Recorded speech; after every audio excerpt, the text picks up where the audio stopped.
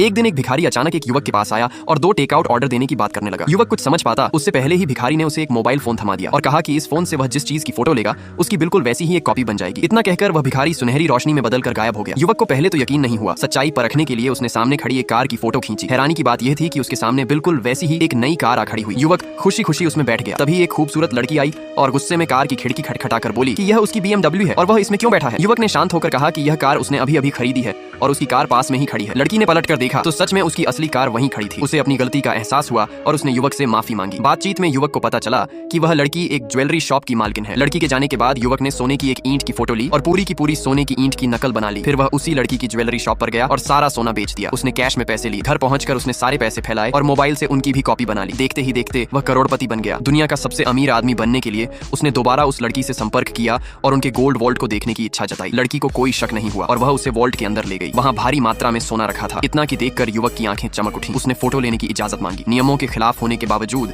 लड़की ने खास तौर पर अनुमति दे दी। अंदर से निकलते हुए युवक मन ही मन सोच रहा था कि काश वह सारा सोना एक ही बार में कॉपी कर ले। बाहर आकर उसने कहा कि वह अब और महंगी, ज्यादा शानदार कार खरीदना चाहता है क्योंकि BMW अब उसके स्तर की नहीं रही। कुछ समय बाद उसके हाथ में एक बेहद कीमती सोने का टुकड़ा आ गया जिसकी कीमत लाखों में थी। तभी एक व्यक्ति उससे उलझ पड़ा और उस पर चोरी का आरोप लगाने लगा। बात बढ़ गई, गाली गलौज और हाथापाई तक पहुंच गई। माहौल बिगड़ गया और